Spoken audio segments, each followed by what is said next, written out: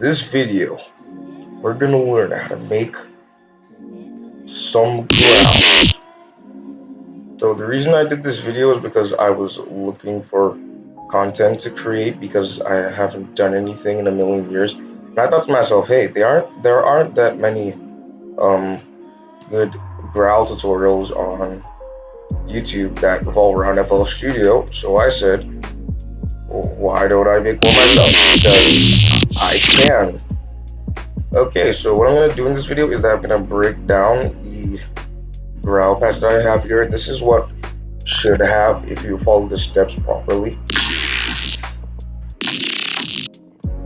So first things first, I'm just gonna turn off all the processing here in the FX chain.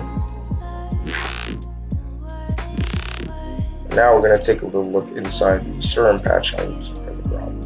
Okay, so for the serum patch, we just have a simple saw wave.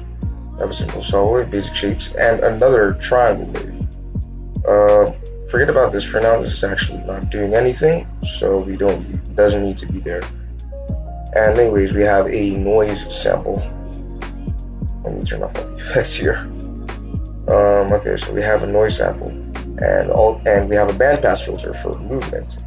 And our bandpass filter is controlling the volume of the growl and the cutoff of the bandpass filter and the volume of the white noise I'm using. So it sounds like this. Now we go into the effects channel. We have some hyperdimension, some compression, distortions, phasers, because phasers are really important growls, and EQ. Yeah, an EQ, and another filter, a high pass filter for some extra filter movement. And these are all being modulated by the macro 1. And that's like for the movement of the growl, controls how the growl is going to sound. And lastly, we have a pitch automation over here.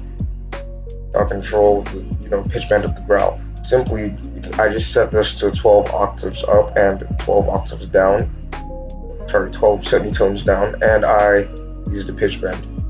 Simply put, there is this button over here in FL. You can click it, multi-link to controllers, and you can move as many stuff as you like. And you can see I just moved 3 things, and it says 3 parameters selected, and I can create automation clips, and it's going to create automation clips for all 3 of them. So, and that's how I made the 2 automations for the serum and the macro. We'll get to why the fruity balance is there in a bit. So right now we have this. So this could be pretty good, but we haven't even gotten to the good. We haven't started making the growl yet. So this is the complex processing chain, the rack, if you will. This is a patcher. If you're wondering why the name is different, it's simply because I saved this patcher preset so I can use it often, because I'm a lazy person. And so the preset starts with 3 OTTs as usual. And for some crunch artifacts, since FL Studio doesn't have Corvus, I decided to just use an effector on the lo-fi setting. And the lo-fi setting has this bit crushing effect to sounds. So I had to put it in front of the 3 OTTs, and I liked how it sounded. So it sounded pretty cool.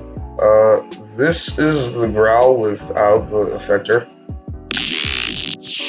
And this is the growl with the effector.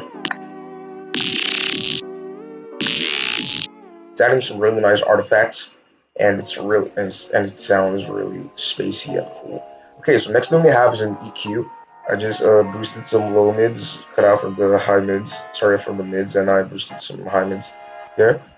And I ran all of that through a wave shaper for some distortion, and even more OTT, and just more OTT, honestly, a lot of compression for a growl.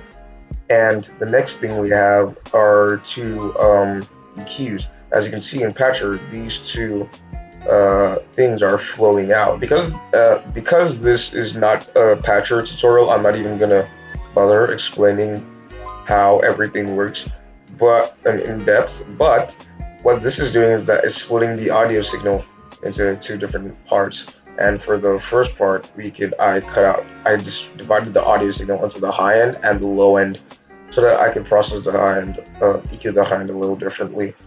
Uh, yeah. In case I wanted to process the high end any differently, I could add any extra effects here, like another effector or maybe a phaser or something. But I guess for this rack, I just didn't do anything. Then I have a serum effects with another phaser on it, and lastly, I have one more OTT. And this is how it should sound. Now, as you can hear, there is this really annoying OTT feedback noise because of the amount of OTT we were using, and it's producing a lot of noise. The sample on the sound on its own has a lot of noise in it. So what I did was I used a free balance automation. It has a little automation thing over here. This is controlling the volume. So this long rectangle represents the stretch of the volume of the growl while it's active, and I put it down immediately at the end so that I don't hear any of that OTC feedback noise. So without it, it sounds like this, and with it, it sounds like this. Exactly. So we still get those cool artifacts without having to reduce any of the compression, and we also get rid of the feedback noise. So, and I'm going to show you a little bit of creative things you can do. For example, you can just change it to the wavetable, the basic shape.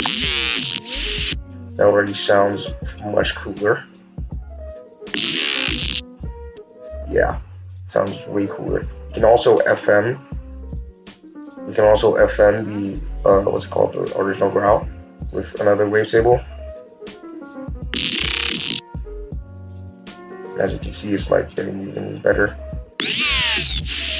That's a bit much, but don't go there.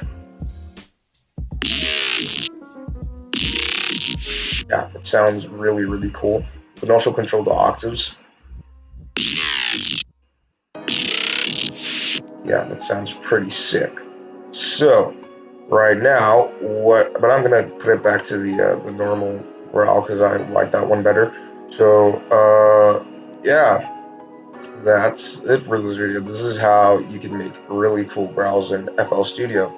I chose this because I needed some content, and I didn't really have anything to do.